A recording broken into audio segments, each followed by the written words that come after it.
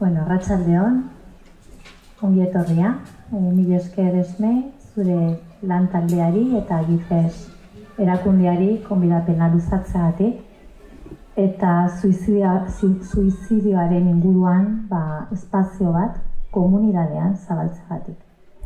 Bai? Gaur erderaz izango da hitzaldia, bai? Eta nerekin batera Lurdesen ondoan beti da pozgarria bide hau ere egitea, pues porque creemos en lo que hacemos.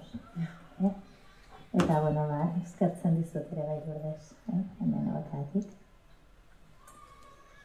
Zubete esan nahi duzu?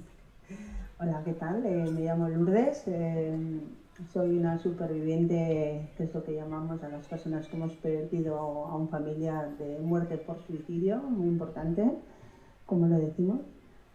Y bueno, pues después de ocurrir lo que nos pasó a nosotros, tuvimos la suerte de que muy seguido me presentaron a Izaskun, a la asociación, y bueno, pues estamos aquí porque hemos hecho un trabajo muy duro, todo siempre referente a las enfermedades mentales, y bueno, pues la verdad es que el camino no es fácil, pero bueno, se puede. Siempre que lo hablamos y comuniquemos entre nosotros, se puede. Hay que hablar de suicidio. Hay que hablar de suicidio. Voy a coger lo que dice Lourdes. Bueno, nuestra intención aquí es estar en la comunidad, ¿vale? Entonces nosotros ahora estamos representando, ¿no?, como parte miembros de la comunidad, donde ahora estamos aquí y ahora quienes estemos aquí. Por lo cual, más que una charla, ¿no?, así tipo, ya sabéis, pues con información ahí a tope, nuestra intención principal es también compartir con vosotras, un poco sentir las personas que estáis aquí en la sala, que está llena, por algo habéis venido hoy aquí, ¿no? Algo os ha traído, o bien porque, bueno, pues estéis con una ideación suicida, bien porque lo hayáis intentado, bien porque alguien cercano a vosotros está padeciendo algún tipo de conducta suicida, o os dediquéis a acompañar en el sufrimiento a las personas, y seguramente que más variables que ahora no estoy diciendo, pero cada una sabe por qué hoy estáis aquí, ¿sí? También para aprender y para, bueno, compartir especialmente, porque como dice Lourdes, hablar del suicidio es importante. ¿Y por qué es importante hablar del suicidio? Una pregunta, por favor. ¿Sí? ¿Por qué los medios no se hacen eco de esto? ¿Por qué no nos lo cuentan? ¿Por qué nos cuentan los besitos que le dan a Rubiales a la otra en vez de esto que tiene? Que se suicida cantidad de gente al día, al año. Nadie dice nada, es como si no existieran. ¿Qué pasa con eso? Pues ¿Por que qué lo tapan? Claro, hay un tabú importante en esto. Hay medios de comunicación que están haciendo un gran trabajo. O sea, nosotros ya empezamos a colaborar con medios de colaboración de comunicación que ya llevan un tiempo implicados en la prevención, siguiendo las indicaciones de la OMS de cómo comunicar bien, porque también hay que saber cómo dar una noticia, ¿sí? Pero todavía hace falta, más que un plan de prevención, que es muy importante, nacional, y políticas preventivas, hace falta voluntad política, ¿vale? Y eso, desde luego, implica, ahí están, por supuesto, los medios de comunicación, ¿no? Está clarísimo, ¿no? Todo medio de comunicación también hay ¿no?, está bajo un paraguas político, y hace falta voluntad política. Tenemos que, como la masa crítica, ¿no?, como muchas batallas se han ido dando, los grandes pasos empiezan desde ahí, desde el movimiento popular, ¿no? Y entonces, desde luego en Bidegin llevamos pues ahora 14 años acompañando a las personas en el sufrimiento, no solo en el suicidio, pero es que acompañar en el suicidio y a las personas que quedan después de la muerte por suicidio de un ser querido es acompañar en el sufrimiento. No hay suicidio sin sufrimiento. Puede haber sufrimiento sin suicidio. pero un suicidio sin sufrimiento no. ¿Sí? Entonces, tenemos una especie de fobia ante el sufrimiento humano. ¿Por qué? Porque cuando estoy delante de una persona que está sufriendo, me compromete. ¿Y qué hago? ¿Y qué le digo? ¿Y qué le receto? ¿Cómo le rescato? ¿Vale? Entonces, hablemos de esto. Y hay sufrimiento. Pero hay sufrimiento vital. El ser humano, o sea, es intrínseco a la experiencia humana el sufrimiento. Nadie en esta sala no ha sufrido nunca. Ahora, ¿qué es sufrir? Ahí tenemos también nuestro, le llamamos en psicología la ventana de tolerancia, ¿no? Bueno, pues al sufrimiento. ¿Y qué estrategias tengo yo para afrontar la dificultad en mi vida? Una situación difícil se puede volver traumática porque hay elementos que lo hacen traumáticos. Uno de ellos es, por ejemplo, ante una situación de pérdida de un ser querido, la sensación de que podría haberse evitado. ¿Vale? Otra, la sensación de que mi ser querido ha sufrido. ¿Sí? Otra, la falta de apoyos en los procesos o el juicio. Y todos esos indicadores lo tiene el duelo por suicidio, por ejemplo. Siempre es un tabú. El sufrimiento, o sea, tenemos que salir como del trance de que tenemos que rescatar y que no tenemos que expresar el dolor en la vida. La vulnerabilidad es fortaleza. Decir, estoy mal. ¿Vale? Y hoy aquí estamos hablando del suicidio, por, como dice Lourdes, porque es importante. Si no le ponemos voz a lo que nos importa, ¿y por qué? Porque la vida es importante. Nos importa la vida, nuestra vida, la vida de quien queremos. Nos importa la vida. Estamos vivas, estamos vivos. ¿Qué hacemos con ella? ¿Qué hacemos cuando sufrimos? ¿Cómo lo haces tú? ¿Cómo te tratas tú cuando sufres? ¿Cómo es nuestro diálogo interno en una situación difícil? ¿Te tratas igual a ti mismo como tratas a alguien cercano que lo está pasando mal? ¿Es el mismo diálogo interno? O sea, entonces, el tema del sufrimiento, tela marinera. Y desde luego, cuando hablamos de suicidio, eso nos compromete también. Entonces, hay medios de comunicación, como dices, pues que, bueno, que todavía cuesta y se trata todavía mal. Pero para eso estamos, hacia ahí vamos. Eso es una de las patas de la prevención. Y ya hay estudios que ya ratifican, y además la OMS ya lo lleva diciendo, yo creo que casi 25 años, cómo tratar esto. ¿Vale? ¿Sí? Así que os invitaría a bajar un poco de las instituciones, de la política, que es muy importante y que hay que hacer la incidencia política, y por eso estamos, pues bueno, nos comprometemos a dar charlas y a crear foros de diálogo, ¿vale? Y para crear esa masa crítica y comprometernos en las campañas, etcétera, ¿vale? Pero os animaría a que bajáramos un poquito más a lo cotidiano, a lo cercano, a lo que tengo ahí, a qué puedo hacer yo para manejar una situación cuando alguien, ¿no?, me llama Lourdes, me dice, he perdido a mi familiar por suicidio, ¿no? O quiero suicidarme, o tengo ideas negras, o quítame esto de la cabeza. Tu hija, tu pareja, tu madre, tu hermano, tu amigo, tu colega. Ahí, ¿vale? Entonces, ¿qué es lo que podemos hacer para sostener ese sufrimiento? ¿Os parece? Vamos a ir un poquito por ahí. Bien, solo por contextualizar, quizá ya lo hemos escuchado en los medios, pero ¿tenéis idea cuántas personas se quitan la vida en Euskal Herria? Así como a ojo, ¿sí? 10 por lo menos. No, 10, 11 en el estado, ¿vale? A diario. Pero contabilizados, por lo cual igual estás cerca, ¿me entiendes? En Euskal Herria es 1 cada 2 días, ¿vale?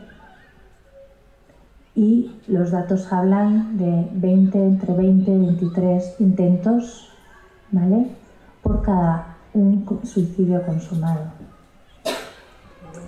Cada 40 segundos muere alguien en el mundo por suicidio, por lo cual calcular el tiempo que estaremos aquí, cuántas personas y cuántas lo han intentado, ¿vale?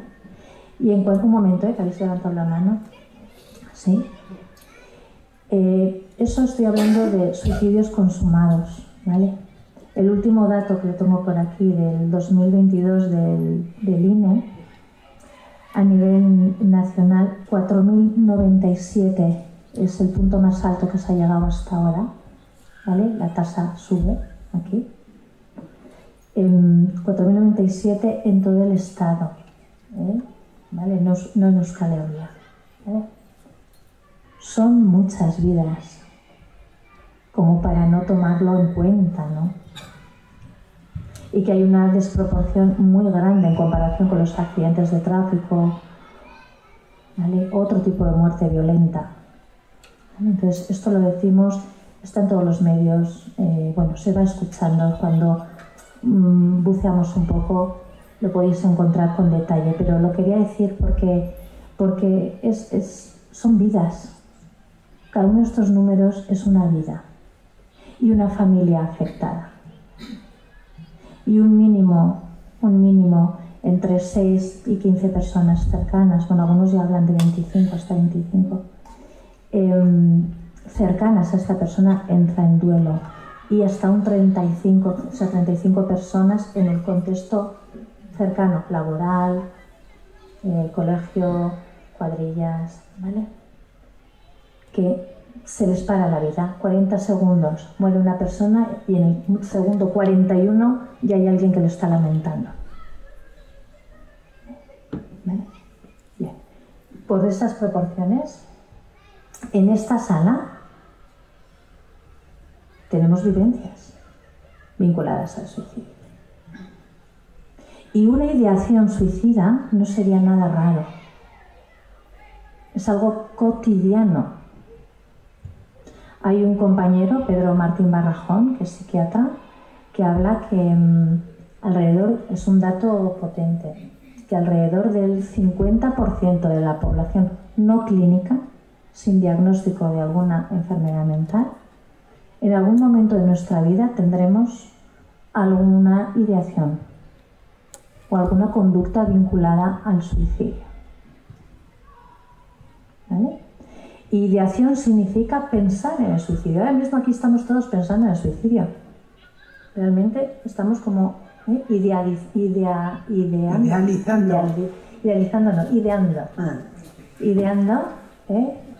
el suicidio. ¿Sí? ¿Vale?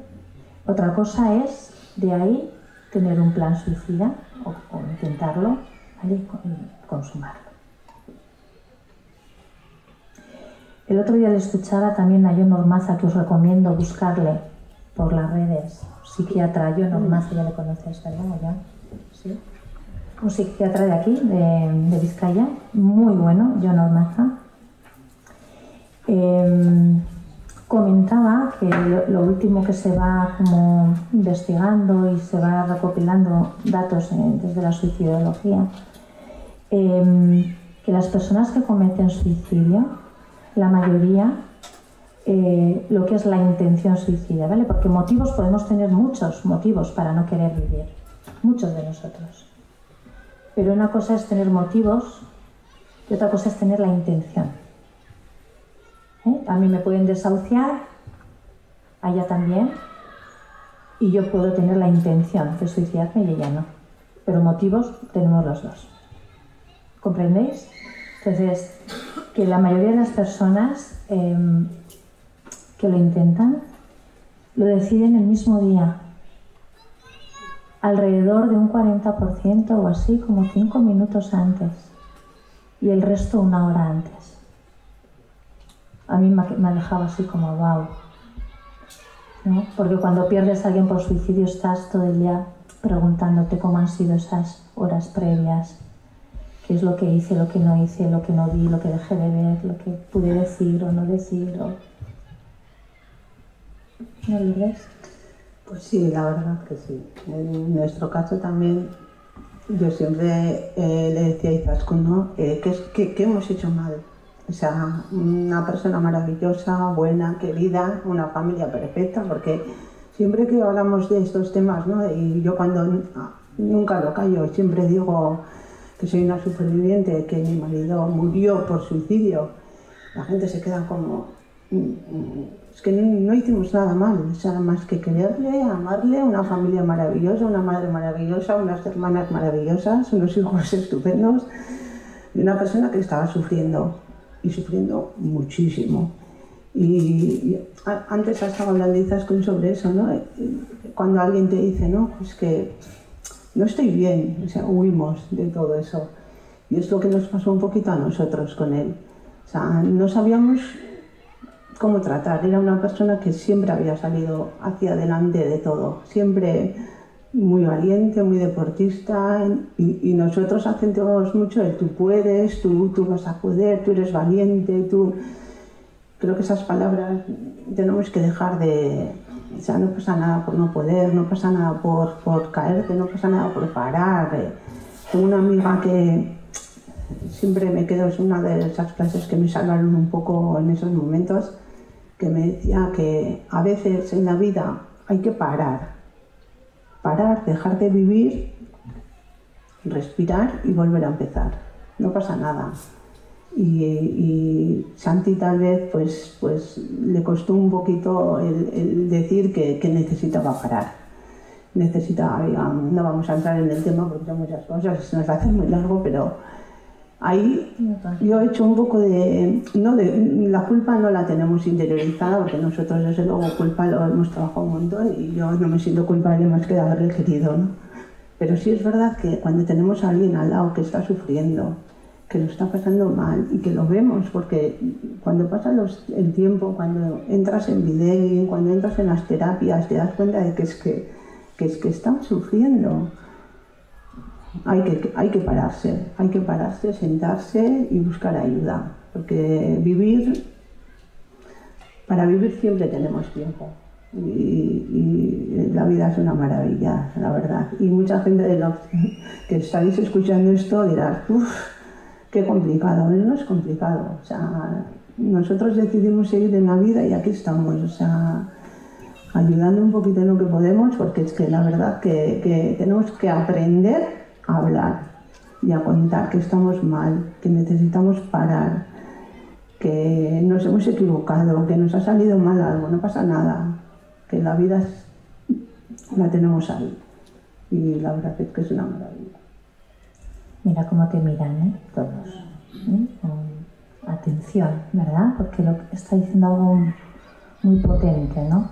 He cogido algunas cosas. No pasa nada por parar.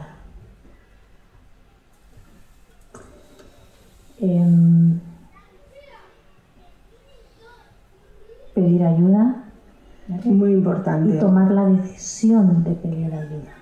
Esto ha subrayado. Y sobre todo ayudar los que estamos al lado un poquito también, de ver que esta persona no está bien y no sabemos trabajarlo. No sabemos... Mi hijo siempre suele decir que cuando un amigo te viene y te dice, me echa un novio o una novia, pues qué bien, qué maravilla, qué alegría. Pues si ese amigo te viene diciendo, estoy mal, no quiero seguir con la vida, lo estoy pasando mal, no quiero salir de casa, huimos. Y aquí estamos para trabajar un poquito de eso también, de aprender un poquito a parar un poco con esa persona y hablar. Hay que hablar, cada día un poquito más. Claro, aquí muchas veces, ¿no? Podemos decir cómo y cómo, ¿no? Y cómo. Es como que necesitamos recetas, ¿no? Claras. O sea, a ver, el patrón siempre es el mismo, es escucha. Crea espaciosidad para que la persona que está mal pueda volcar eso que necesita hacer, porque si te lo ha dicho a ti, te está eligiendo a ti. y por algo está yendo a ti, ¿no? Este ejemplo que acabas de poner, Lourdes, ¿no? Ah, me he echado un novio, me he echado una novia, ah, guau, qué guay, tal, qué bien, wow. ¿Y qué tal? Cuenta, ¿no? Pues yo, bueno, cuenta, ¿cómo Una cerveza, venga, va. Cuenta. Pero estoy hecho una mierda, van a estar mejor sin mí, yo ya no puedo más con esto. No estamos preparados para eso y es así. Mi experiencia es, desde luego, que cuando una persona expresa esto, este ejemplo que acabamos de poner, sí, segundo, mi experiencia es que cuando alguien te lo dice de esta manera, te lo vuelca, primero no espantarse, o sea, y esto es difícil, y más si está muy cerquita de tu corazón. Cuando esta persona está muy cerca de tu corazón, tiemblas cuando la siguiente pregunta es ¿cómo que qué es esto que no quieres vivir? O estas ideas negras, cuéntame. Y la siguiente pregunta, porque hay que hacerla. Hay que hacerla. ¿Has pensado en hacerte daño? ¿O estás pensando en el suicidio? ¿O no es lo mismo decir esto que no estarás pensando en suicidarte? Hay un matiz, ¿no? Lo veis, ¿vale? El segundo modelo es muy probable que haya un cierre. La primera puede. La otra persona utilizó la palabra decisión, ¿eh? Va a decidir si este espacio es seguro y puedo abrir, o igual no, porque no quiero preocuparte tampoco a ti, ¿vale?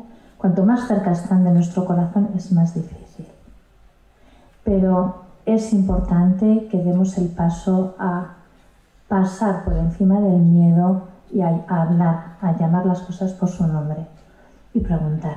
Y mi experiencia es que cuando esto se hace, se crea como un espacio. Ahora, no me he olvidado. Y aquí antes había otra mano, que ahora me acabo de dar cuenta. John, lo que os he dicho antes, John García Ormaza, este psiquiatra, que de verdad, mirarlo. Ay, ¿qué iba a decir? Me he ido con lo de las manos y... Yo me gustaría poner ahora que estamos hablando de esto, ¿eh? Y tengo permiso de mi sobrina de contarlo. O sea, es muy duro para mí decir esto, pero mi marido le salvó la vida a mi sobrina. O sea, con 23 años el novio le dejó, a los 5 años de haber fallecido él, y lo primero que hizo, estaba estudiando en Huesca, lo primero que algo ya le conté a Izaskun, pero todo así es como... Le llamé ayer a ver si lo podía contar. Y me dijo, Iseba, me estoy acordando de Santi, no puedo vivir. O sea, yo ya sé que la vida merece la pena, pero yo así estoy sufriendo tanto, me estoy acordando tanto de los Shaba que... Y es curioso porque yo le decía, al final ha habido mucha conversación en nuestra familia, tanto por parte de la familia de mi marido como mi familia, mis sobrinos, mis hijos. Hemos hablado muchísimo de esto y el hablar, o sea, le ha salvado la vida a mi sobrina. O sea, al final nos contó todo lo que le estaba pasando a los 3 días de estar pensando en que tal vez podía tener intención de suicidarse. Y eso, o sea, hablar y hablar. Y ella dice, yo estoy aquí gracias a la experiencia que he tenido con el tío. Y esas cosas pasan, ¿no? Sí, es una manera de prevenir, que prevenir no significa erradicar.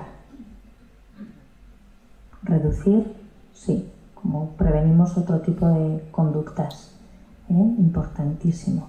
Pero se sabe que en países donde hay planes de prevención se han reducido entre 30 y 40% los suicidios. Lo que ahora me ha venido lo de John otra vez de vuelta. Fijaros, ya se está hablando que hay que poner encima de la mesa el tema del suicidio, como se pone el de las drogas, el del sexo, el de las redes sociales, el de otro tipo de consumos, ¿vale? Con nuestros adolescentes, ¿no? en temprana edad, están hablando ya a partir, o sea, como media de edad, 12 años, antes de los 12. ¿No? Y dices, a ver, pero yo como antes de los 12 voy a hablar con mi hijo del suicidio. Sí, sí. Igual que hablas que empiezan a tener una pareja o un lío o algo y les compras los condones. ¿Sí? Y les hablas de, ¿no?, de prevención y de afectividad y de cómo relacionarse. Pues hablar de y normalizar, fijaros la palabra, normalizar, que una ideación suicida, cuando sufrimos mucho, es muy normal tenerla, es como la olla a presión, quitarla del fuego. Si esta persona, le ha pasado algo que a veces no sabe ni expresarlo, pero sí somáticamente o sí con este tipo de lenguajes. Y cada vez los adultos cercanos nos enteramos menos porque las señales, vamos a decir, verbales cada vez son menores y más por las redes sociales. Y los adultos de referencia tenemos cada vez menos acceso a sus redes sociales. ¿Sí? Entonces, el hecho de poner, es como, vamos a hablar de esto antes de que ocurra, y si no, ¿te ha pasado esto alguna vez de que no has querido vivir? ¿O que todo es una mierda hasta el punto de que no puedes más? Eso es hablar del suicidio. ¿Vale? Entonces, no hay tal. Vale, pues tú ya sabes que hay personas que se quitan la vida por esto, ¿no? Por un no afrontamiento saludable ante el sufrimiento, no por el motivo de que me ha dejado la novia, o que he sacado un montón de suspensos, o que... ¿Vale? No el motivo, sino la manera de afrontar ese motivo. ¿Me seguís? ¿Me explico lo que quiero decir? ¿Vale? ¿Sí? Y si te dice, no, ahí está, vale, pues si te pasa esto alguna vez, puedes contar conmigo. ¿Sabéis qué favor estamos haciendo? Yo soy igual con un amigo, con un familiar, un colega de trabajo. ¿Vale? Eso es prevención. Mirad, eso también lo escuché no hace mucho, que solamente, bueno, os lo voy a preguntar, en vez de daros el dato os voy a preguntar a ver que de las tentativas, ¿no? Si ponemos 10 tentativas, de 10 tentativas, ¿cuántas creéis que se detectan como tentativas? Él está hablando de las señales, que es lo que dicen los datos. De 10, ¿cuántas creéis que se detectan como a tiempo? Que depende de la persona. Decir un número. 5, 4... Una, pero una en un contexto familiar, una en un contexto educativo y una en un contexto profesional.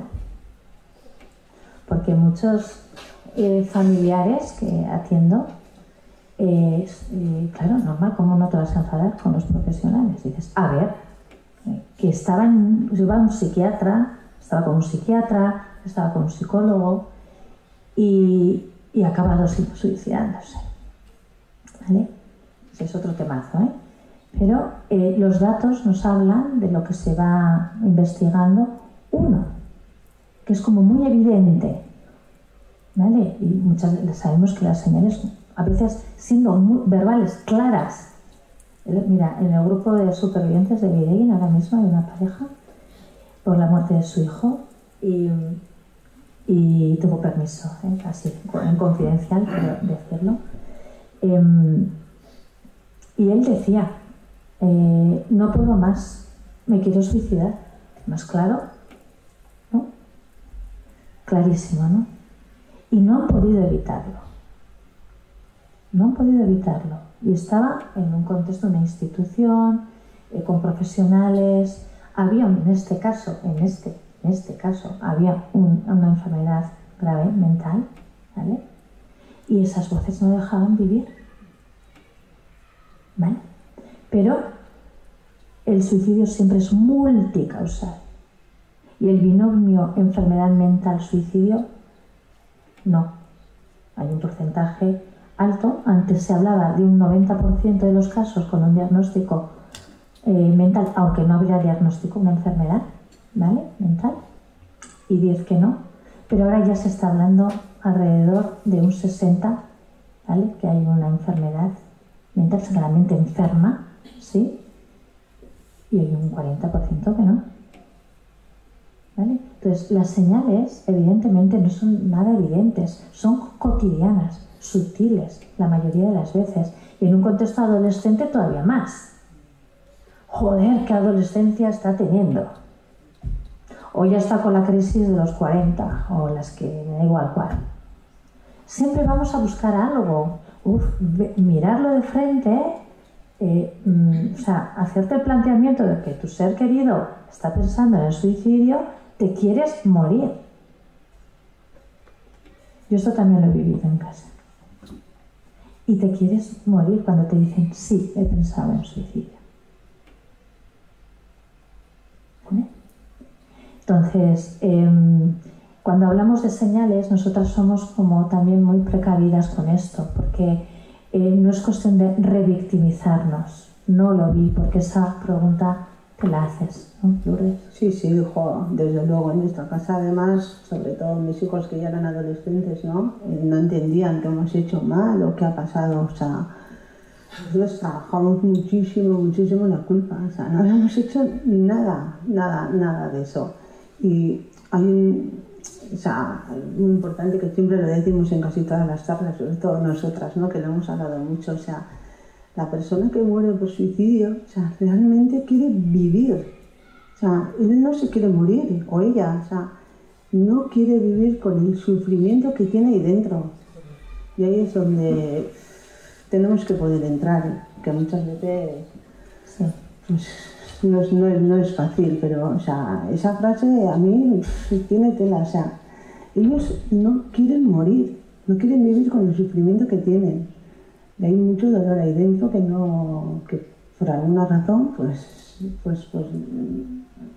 hay que trabajarlo. Sí, porque esto que estás diciendo es fundamental, porque las señales que decimos que son sutiles, claro, nosotros, todo el mundo, de a pie, claro, buscamos señales conductuales o quizá emocionales. Que no existen, ¿no? A veces. Claro, conductuales, pues yo qué sé, pues deja de, o sea, duerme mal, o empieza a tener cambios de humor, o, ¿no? Por ejemplo, ¿no? Conductuales, ¿no? O empieza a bajar en las notas, empieza a aislar, o sea, que cosas que vemos, ¿eh?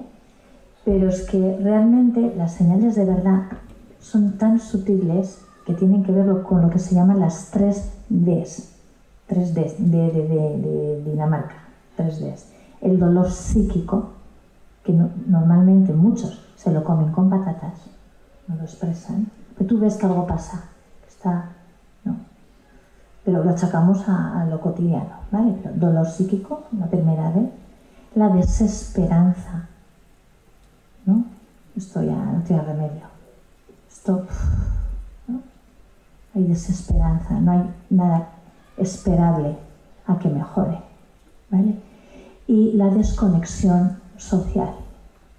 Es como, poco a poco, es como que el círculo cada vez es más cerrado, hay más tendencia al aislamiento, pero que a veces no es tan visual, pero estamos hablando de un aislamiento emocional, ¿sí? Y la creencia absoluta de que esto va a ser así siempre. Eso es. Un momento, ¿eh? Esto va a ser así siempre. Cuando sabemos que todo es cambio en la vida, todo es impermanencia en la vida. Decirme algo que no haya cambiado, que esté vivo. Todo. Igualmente, los buenos momentos también terminan. Vendrán otros. Y los malos. Y tener la conciencia personal de que esto que me está pasando a mí, que estoy fatal, no va a ser siempre así, es muy importante. Ahora, claro, alguien me puede decir, hombre, se te muere un ser querido, eso está claro, eso es siempre así. Sí, claro. Pero lo que nos hace sufrir a los seres humanos no es eso.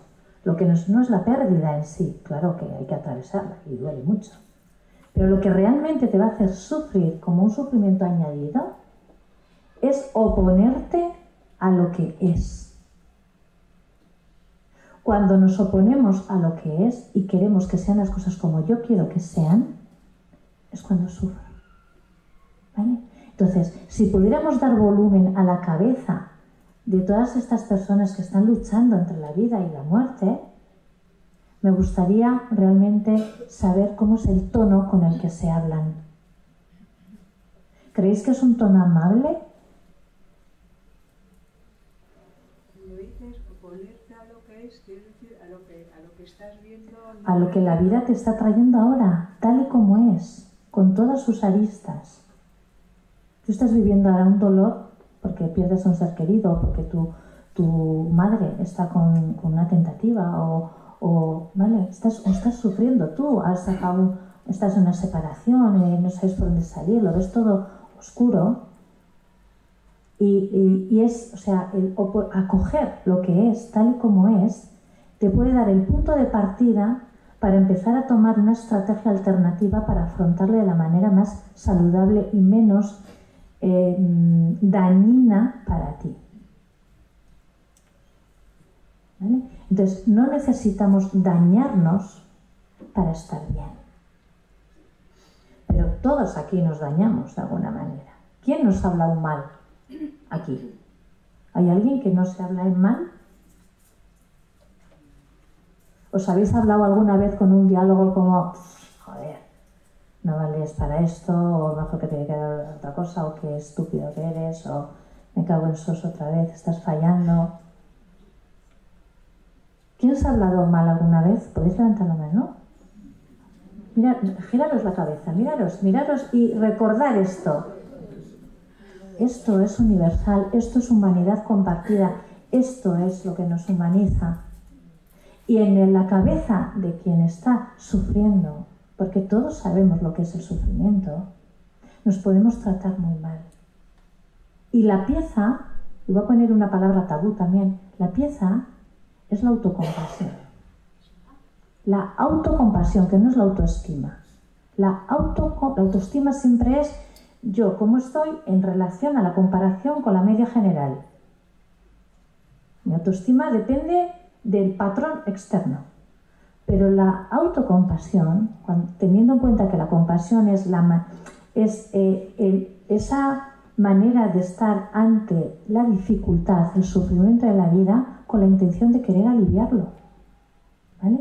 Y eso dirigido a mí es, en definitiva, así como definiéndolo muy simple, cómo me trato yo en los momentos difíciles, que lo he dicho antes. Y hacerlo de una manera amable hace la diferencia. Y tiene que ver con el tono, no tanto lo que me digo, sino el tono. Entonces, en la cabeza de estas personas, o estos seres queridos que hemos perdido, o que están luchando con este batiburrillo, porque es una ambivalencia constante en la cabeza, ¿vale? El tono con el que se hablan y lo que se dicen suele ser bastante dañino. Por lo cual es imperante y rápido y urgente que invirtamos en la manera de hablarnos con más amabilidad. Con lo que digo yo, la espalda recta, pero el corazón abierto. ¿Vale? Bueno, no son palabras mías, son de Joan Halifax, que es una maestra zen que quiero mucho. Espalda fuerte y corazón abierto. ¿Qué quiere decir? Que si voy toda blanda por todo el mundo, pues mal, pero si voy rígida, no mostrando que estoy mal, pues también me voy a partir antes, probablemente. ¿Vale? ¿Seguís lo que quiero deciros? ¿Por aquí había alguna pregunta más o no? Me ha parecido. Por allá, sí.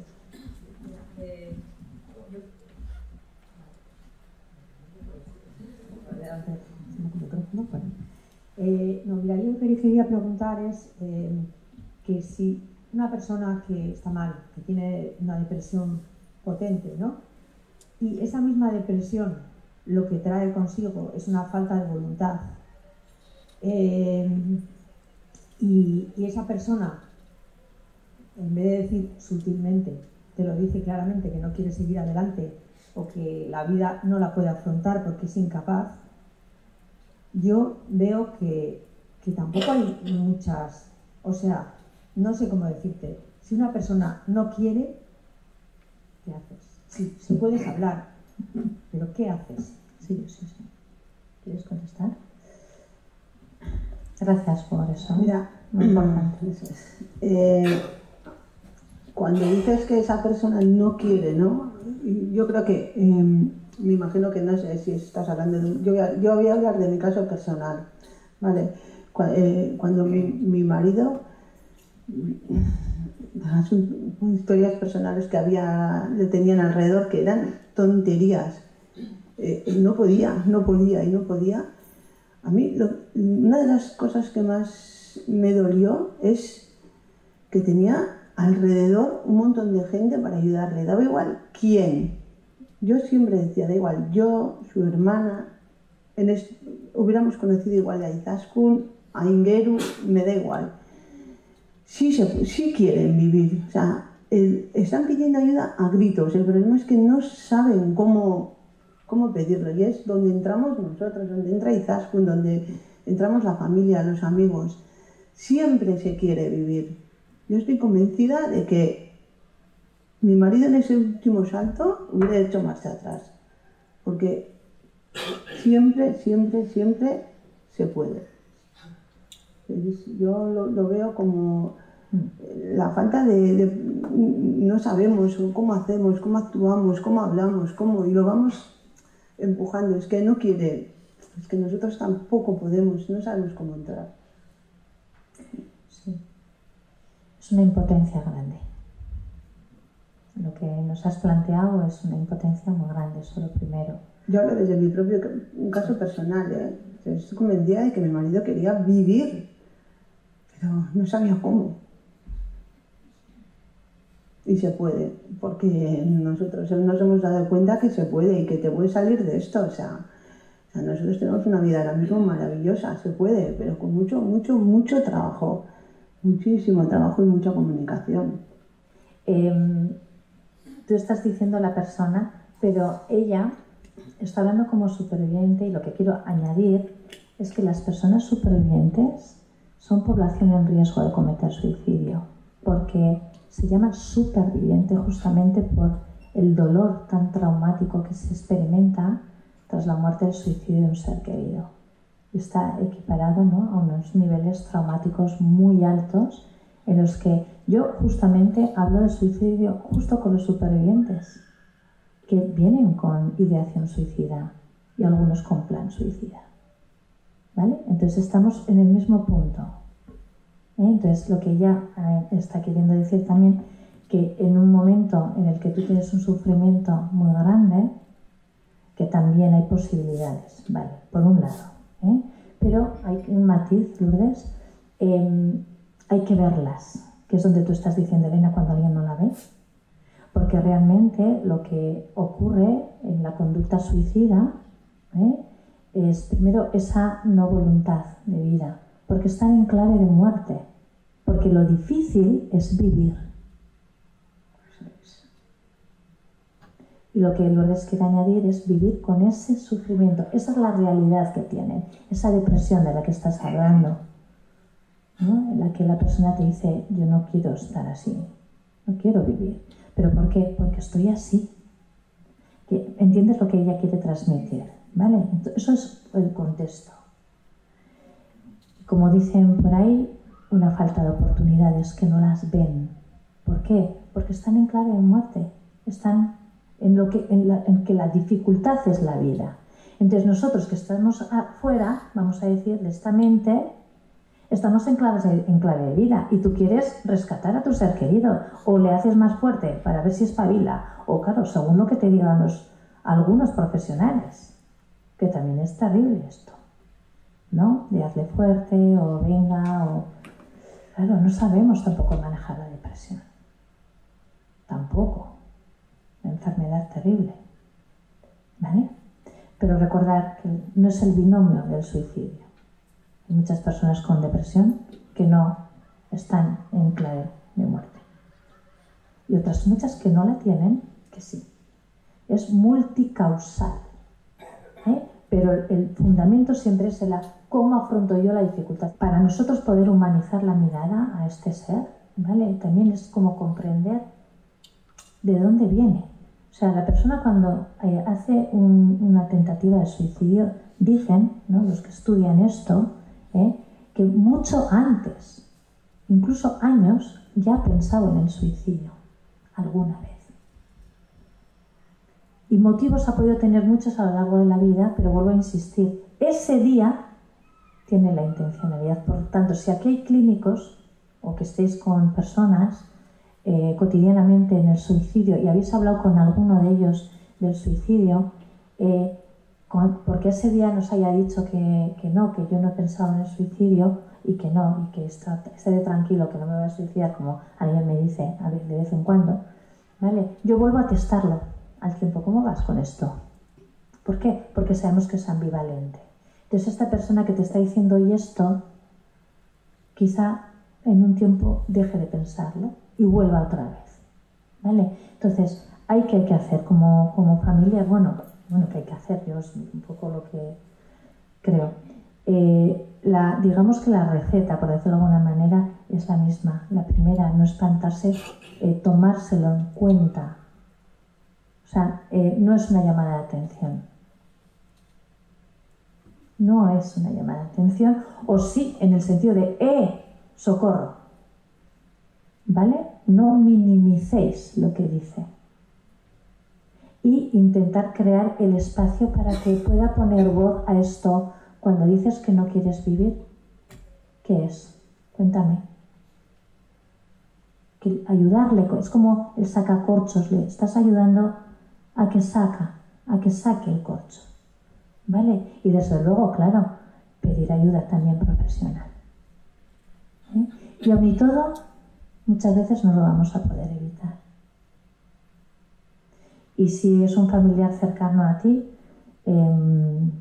es importante que los que estén alrededor se refuercen mucho, porque es un desgaste muy grande. ¿Sí? Entonces, no espantarnos, provocar de alguna manera el desahogo en esta persona. Si la persona te está diciendo que si le dices, espera, vamos a buscar ayuda, lo que ella ha dicho de la red es muy importante. Esto que me dices a mí, en un contexto terapéutico yo lo pregunto así, esto que me cuentas a mí, ¿se lo has contado a alguien más? No. O sí, vale. O igual a veces te piden confidencialidad, o en la escuela. Esto no se lo digas a mis padres. Y tienes un my show y te lo suelta el chaval. Más allá de la confidencialidad, es más importante la vida de este chaval. Entonces, ahí cómo lo manejamos, ¿vale? Esto de la red que te ha dicho, es como, vamos a hacerlo juntos, estoy aquí. No es raro que estés pensando esto, porque tienes motivos para estar así. Pero si pedimos ayuda, quizá podamos salir de esta. Las cosas no son siempre iguales, cambian. Y crear como esta esperanza, ¿vale? Porque realmente, que por tener ideación suicida no te suicidas. No recuerdo ahora cuánto es el porcentaje, pero es muy poco. O sea que hay esperanza también en la ideación. Quiere decir que normalizar esto, cuando estás mal, es muy normal. Y cuando tú esto se lo dices a la persona, no me extraña que se te pase esto por la cabeza, porque es que estando como estás, es que no me extraña, es como objetivar el sufrimiento. Y la persona es como, wow, ostras, aquí puedo contar algo.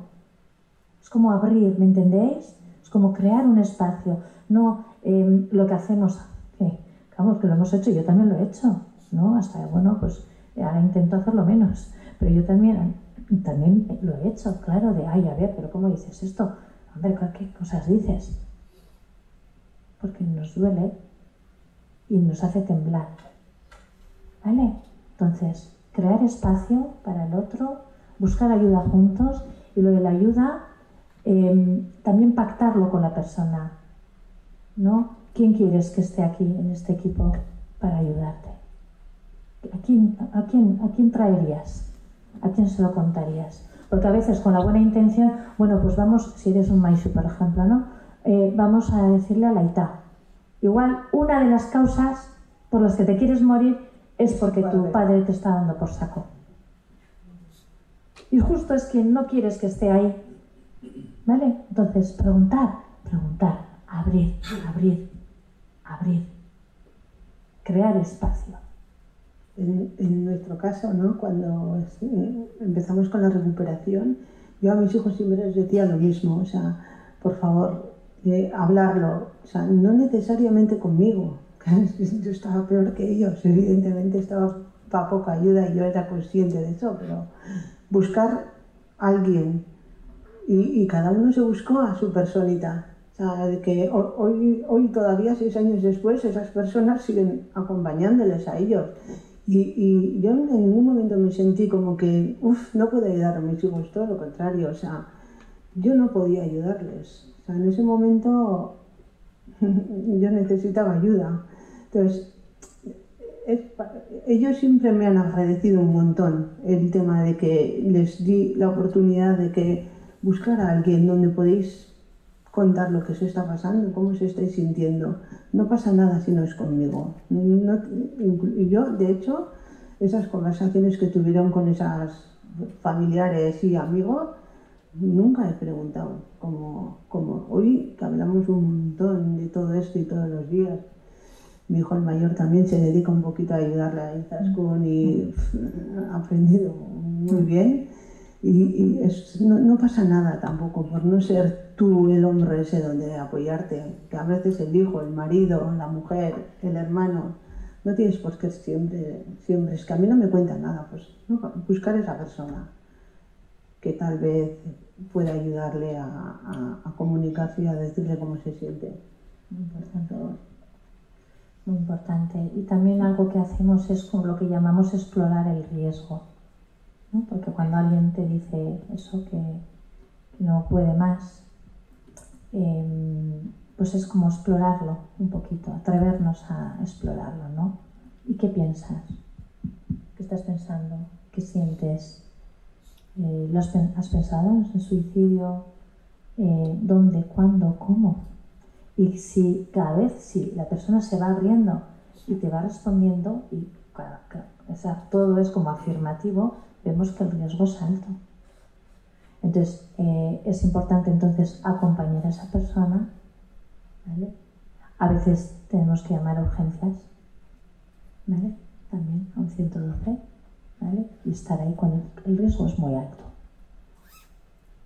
Y a veces, bueno, no sé si aquí hay profesionales, pero hay profesionales que intervienen en crisis, en el momento, ¿no? Los cuerpos de seguridad, bomberos, etcétera, ¿sí? Y yo esto lo suelo contar porque a mí solo me ha pasado una vez, bueno, 2, pero una por teléfono. Una mujer en la provincia me dice, el balcón me llama, y tú estás en el teléfono.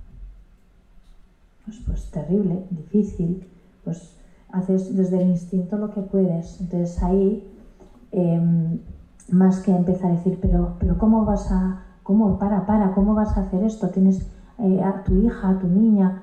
Claro, nosotros, ¿no? Buscando como anclajes, ¿no? Para que venga la vida. Pero es que muchas veces esos, los que para ti son anclajes, para ellos son motivos de irse. Porque justamente no quiero que mi hija tenga una madre como yo, porque es que no me aguanto yo. ¿Lo ves? ¿Vale? Entonces ahí los bomberos dicen de que es importante llamarle por su nombre, porque esto hace como una reconexión neuronal con su identidad, como, ¿vale? Con mucho tacto, con calma, que esto claro, hay que respirar profundamente. Yo en mi caso lo iba haciendo así mientras estaba mandando mensajes a su marido para que llamara al 112, ¿no? Y en un momento que pudimos contenerla así, ya fue la ambulancia y la llevaron a urgencias. ¿Pero qué pasó en urgencias de psiquiatría? ¿Qué pasó? Que al rato a casa. ¿Vale? Hoy en día hay una estrategia en la que las cosas van cambiando, pero queda mucho por hacer. y los profesionales hacen lo que pueden.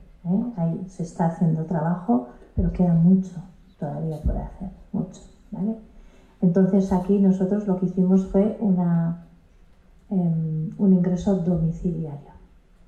Pues las personas queridas pues se iban turnando hasta que esta angustia cedió y pasó hasta que le dieron una cita en salud mental. Claro, pero lo que no puedes hacer es dar una cita de salud mental a los 15 días. ¿Vale? Pues todo esto se está intentando trabajar en la estrategia de prevención de aquí de Euskadi. Se están moviendo fichas, pero bueno, falta. ¿Vale? Por eso digo que esa parte, que nosotros con la masa crítica, sin potencia, desde esta masa un poquito, pues es como vamos pues eso, firmando, ¿cómo se dicen?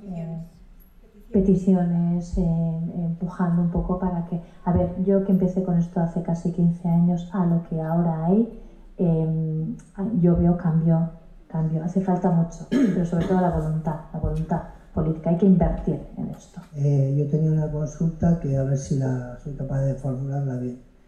Ante un caso de un largo sufrimiento que se ha ido acrecentando con el tiempo, haciéndose insoportable, de que la persona que lo sufre ya no lo soporta, ya te lo dice, que es que, como has dicho tú antes, no se quieren morir, quieren dejar de sufrir, no sé si tú o tú, quieren dejar de sufrir, se acercan a ti, te lo comunican, te dicen cuáles son sus intenciones, incluso se puede haber llegado a poner fecha, lo has tenido igual que detener, etcétera, etcétera.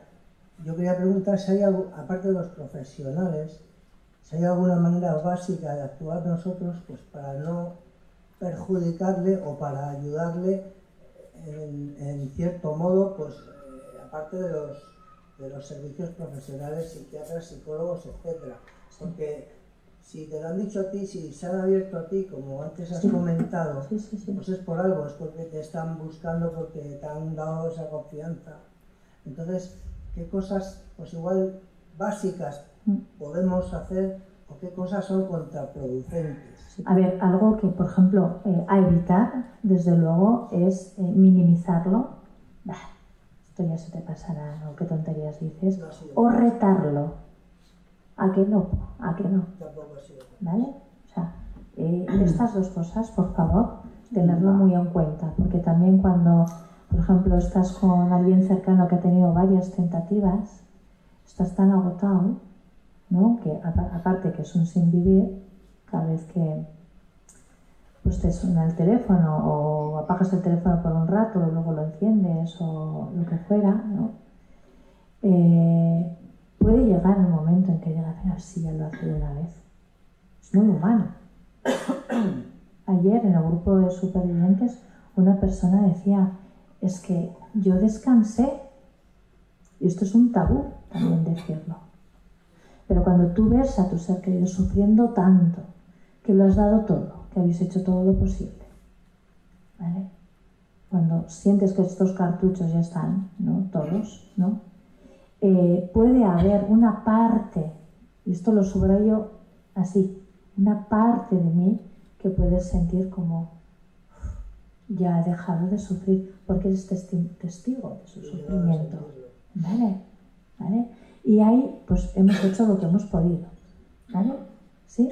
Y hay otra parte que realmente pues se revela, se duele, se culpabiliza, se enrabia, se enfada incluso con ellos, con esta decisión, con esto, lo que me hicieron para llegar a ese punto, tantas cosas que nos decimos, ¿vale? Entonces, no retar, no minimizar, tomarlo en serio, cuéntame, estoy aquí, seguro que tienes un montón de motivos para estar pensando esto pasa a mucha gente, no estás solo, vamos a buscar ayuda. Las cosas se les puede dar la vuelta, aunque tú no lo creas, no puedas verlo ahora, porque este sufrimiento no te deja, no me extraña. Validar, objetivar el sufrimiento, ver que realmente hay un sufrimiento, no lo des por hecho, ¿vale? Y entonces después, ¿cómo lo hacemos?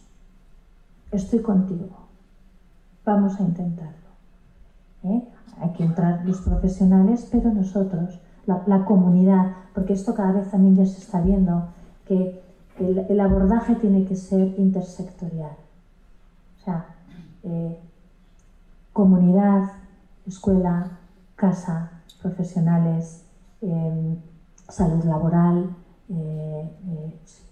amigos, ¿vale? Amigos, red, ¿vale? Multisectorial. El abordaje es así, no solo profesional, ¿vale? Por eso estamos en las comunidades, porque nos parece esto muy importante.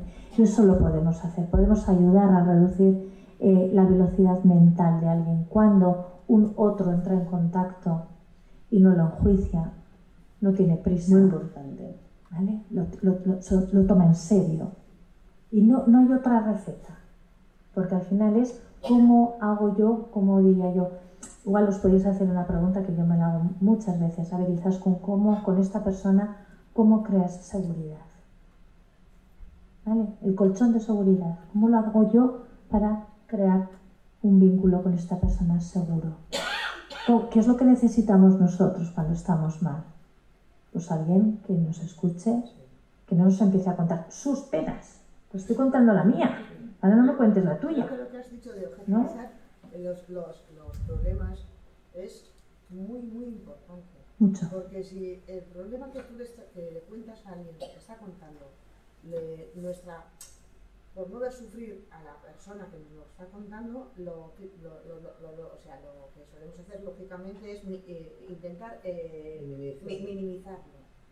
No, bueno, a ver, no te preocupes, yo creo que es más importante lo que dices tú, pues es objetivizar, pues sí, el problema que tienes es gravísimo. Claro, y no me extraña que se te pase esto por la cabeza. Claro. Pero ahora no quedarnos en esto solo, lo validamos. Validar es dar valor, no dar la razón, pero darle el valor.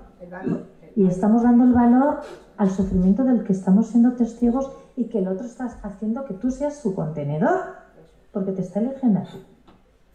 ¿Vale? Y si tú no puedes, ¿a quién podemos traer aquí? Vamos a hacerlo juntos, vamos a buscar una salida. ¿Cómo puedo ayudarte en esto? Ahí, intentar estar ahí. Y tampoco que sea demasiado como venga, ahora voy a salvar, ¿no? No. O sea, al ritmo de la otra persona, si te dice paras, pero sabe que no te espantas. Ella sabe que ahí hay alguien. Esto es como en el final de la vida, cuando alguien necesita hablar de que va a morir, y a veces no puedo hacerlo con la persona más cercana o ni con el profesional. Yo esto que he trabajado en el hospital, yo soy enfermera paliativista y esto lo he visto muchas veces y a veces no nos lo contaban a nosotras, lo contaban a la mujer que pasaba, a la persona que pasaba por ahí a limpiar, así como, hombre, Mercedes, ¿qué tal? Ah, pues mira, y de repente eligen de que es con esa persona con la que eligen a las personas. ¿Por qué? ¿Tú no eliges a la persona con la que quieres abrir tu corazón? Todos elegimos. Y por algo lo haces. Porque a uno sí y a otro no. O con mi amigo hablo de esto y con el otro de aquello, con mi padre de esto y con mi madre del otro. O con mi... ¿Por qué? ¿Vale? Y esto lo están haciendo contigo. Y por algo es. ¿Vale? Entonces recordar que lo que realmente va a hacer como subir más presión a la olla es justamente no tenerlo en cuenta, no tomarlo en serio, retarles, quitarles eso de la cabeza, pues que entonces buscan otra puerta y igual es tarde, porque ese día se lo está planteando. ¿Vale? Entonces es como ganar tiempo a partir de crear espacio. ¿Vale? ¿Me seguís? La autolesión, la mayoría de ellos, también un porcentaje muy alto que no os lo puedo dar, pero si lo buscáis lo encontráis, no tienen intencionalidad de suicida.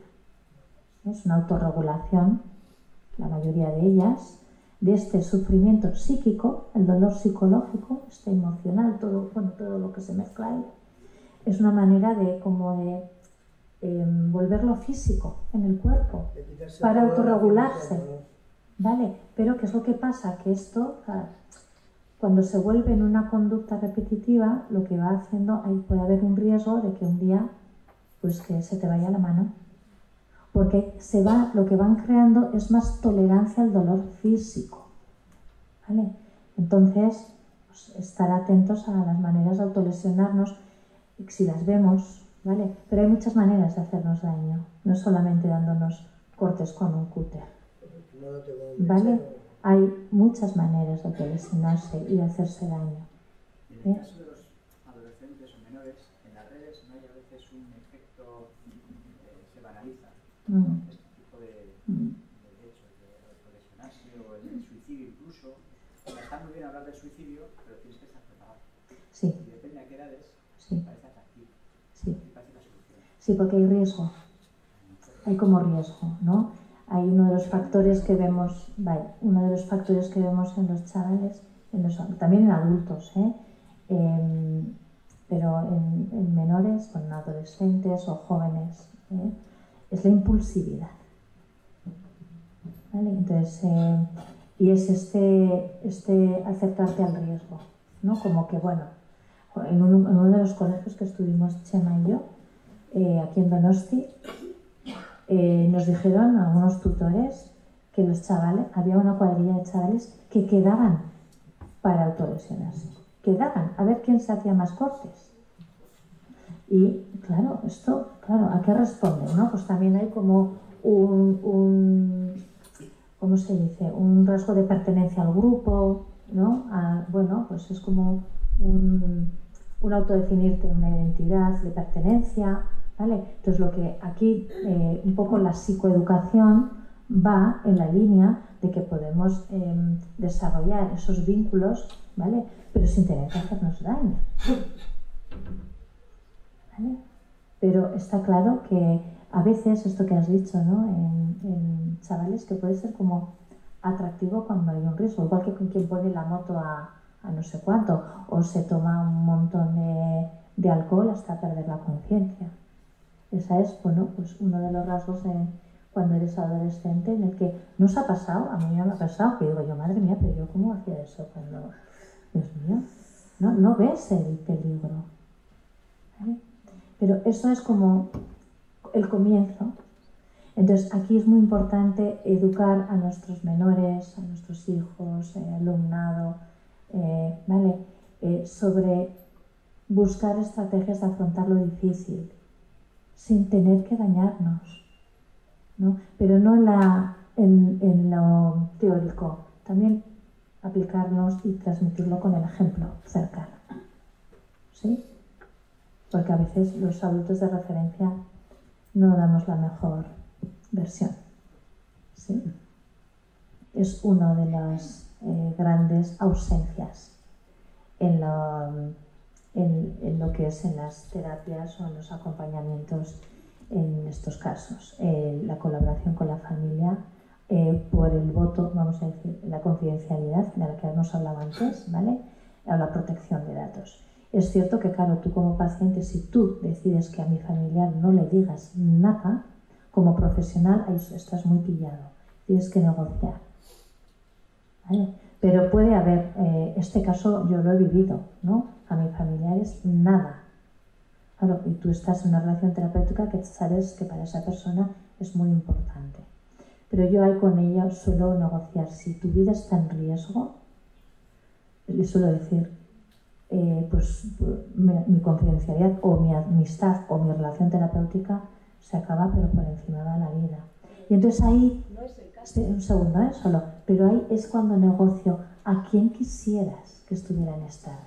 Es como darle la oportunidad a otra persona. No decides tú a quién vas a llamar por teléfono. ¿Cuántas veces yo he dado charlas a profesionales y pongo encima de la mesa tener en cuenta a la familia? Porque no solo en el contexto del suicidio, en el final de la vida son quienes más le conocen, están ahí 24 horas cuidándole. Haz caso a que tú tengas el ojo clínico, el familiar tiene otro ojo, que sabe que no va bien algo. ¿Sabéis que los médicos son la profesión con más alto índice de suicidio hoy en día? La profesión, ¿vale? Quería preguntar,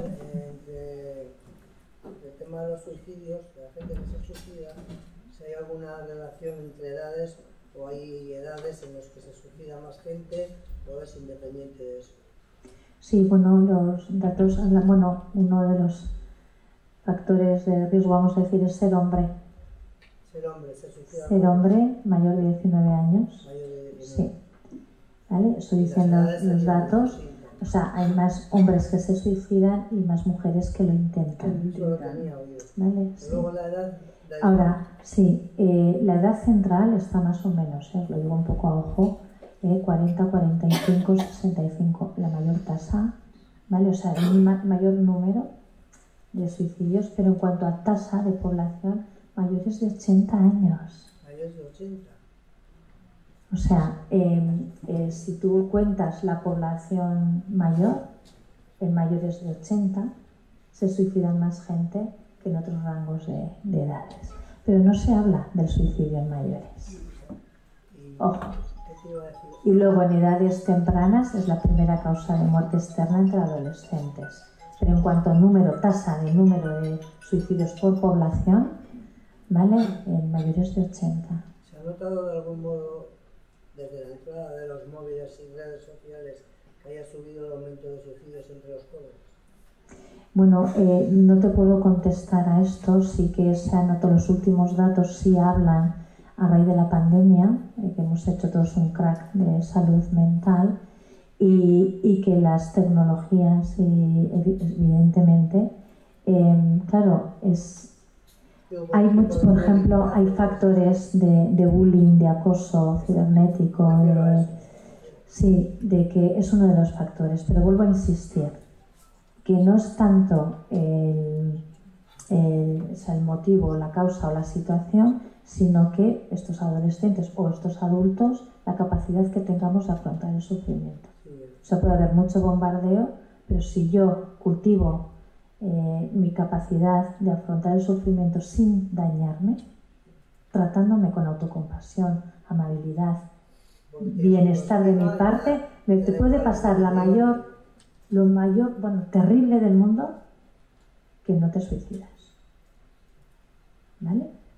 Esto es muy importante, pero en todo proceso de sufrimiento, también lo vemos en el duelo, los apoyos que duren en el tiempo, porque la gente se cansa. Entonces, que permanecer ahí, es ser como constantes en el apoyo. Podemos cansarnos, pide apoyo para ti, cuídate tú si eres el apoyo de alguien más, ¿vale? Pero la permanencia, ¿no? de que tú sabes que tú puedes ir a un puerto seguro donde poder descansar. Es lo que hemos dicho antes, ¿lo veis? ¿Vas a decir algo, Lourdes? Sí, es que una de las cosas que a mí me ha servido también mucho y parece que a veces no es el cambio. O sea, yo cada X tiempo cambio de, es como cierro una etapa y empiezo otra, desde la muerte de mi marido, desde el suicidio de mi marido. Es como que me atasco y digo, tengo que cambiar. Y hay veces que parece, yo he dejado trabajo propio ganando mucho dinero por ir a trabajar en una janguela de un colegio a 4 horas. Y es como sanador para mí, en mi caso. Ha sido como, ¿por qué siempre tengo que estar aquí con estos amigos y con estas personas que no me están haciendo bien? ¿Por qué tengo que estar hablando con Izaskun que ya me está cansando de lo que... Pues cambiar. Y no pasa nada, A veces la vida a mí me ha ayudado mucho, a mí y a mis hijos. Nos ha ayudado un montón de vez en cuando un cambio. Y yo he hecho cambios muy radicales. Y a mí en mi caso, por ejemplo, me gustaba mucho, siempre viajar, y por mi trabajo de 14 horas en una carnicería no podía hacerlo. Y dije, pues esta es la mía. Dejé todo y me puse a viajar, yo sola, a viajar. Estamos hablando de casos así un poco entre comillas, Yo siempre hablo desde mi modo personal, quizás es la profesional. Pero a veces, cuando le estaba escuchando a él con su amigo, ¿no? O sea, igual necesita un cambio. O sea, sacarle de su zona de confort. Yo estoy hablando desde mi punto de vista personal, Y nos cuesta mucho hacer esas cosas. es que al final se puede con 100, se puede con 50, se puede estar aquí, se puede estar allí, es cambiar. Y cuando lo escucho he dicho, a veces estas cosas te ayudan a ver otras. Y estás ahí, en el camino, estar en el camino. Os vamos a, bueno, igual también terminar diciendo que cuando acompañamos a alguien que queremos, lo que hacemos, lo hacemos pues desde el amor. Y a partir de ahí, pues que todo no depende de nosotras, ¿vale? Pero que tampoco lo tenemos que hacer solo nosotras y nosotros, ¿vale? Solo tenerlo en cuenta, ¿vale? Y que, como dice Alba Payas, que es una psicoterapeuta de renombre nacional, internacional también, no siempre vamos a proteger, no vamos a poder proteger al ser querido siempre, constantemente, cada minuto, ¿no? Lo que sí podemos es amarlos, ¿sí? Pero protegerlos siempre no vamos a poder. Y también aceptar esa parte nuestra, ¿no? Pues también es importante, ¿sí? Vamos a terminar con un vídeo de 1 minuto 45 segundos, creo que está en YouTube, es súper bueno.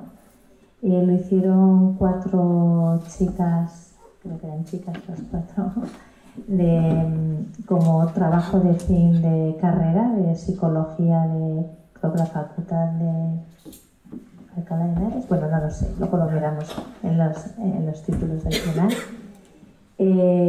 Con un material muy sencillo, un vaso y con agua, sin más, en favor de la prevención, y es un material que lo tenéis a la mano para utilizarlo en colegios, en casas de cultura, en familia, es muy bueno, ¿vale? Y entonces, bueno, os voy a pedir solo una cosa, que os quedéis con una frase, una de la que escuchéis, solo son frases todo el rato, que os quedéis con una, ¿vale? Y luego preguntaremos así, quien quiera compartir su frase, y con eso, si os parece, terminamos, ¿sí? Bien. Venga ya, que tampoco es para tanto. Deja de darle vueltas a las cosas.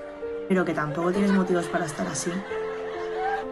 ¿En serio vas a llorar por eso? De verdad, deja de llorar de una vez, no hay quien te aguante. Deja de reírte ya con el mismo tema de siempre. ¿Cómo te vas a querer suicidar por eso? Eres un cobarde. Qué pesado. Hay gente con problemas peores y no se quejan tanto como tú. De verdad te lo digo, me pareces un exagerado. Joder, es que te lo tomas todo muy a pecho. Es que con esa actitud que tienes te vas a quedar solo. ¿Pero no vas a salir de casa o qué? Madre mía, no se te puede decir nada. Solo lo haces para llamar la atención. Eres una aburrida, no se puede hacer nada contigo, de verdad. Estás enfermo mental.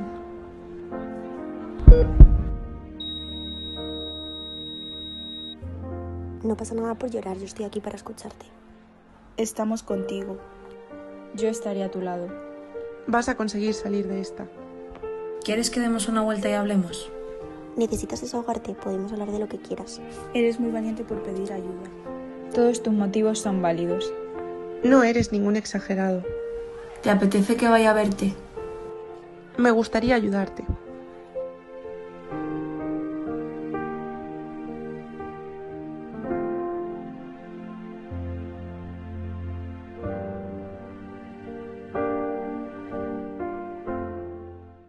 Pues esto es lo que podemos aportar, ¿no? Antes preguntabais, ¿cómo puedo hacer para no provocar más?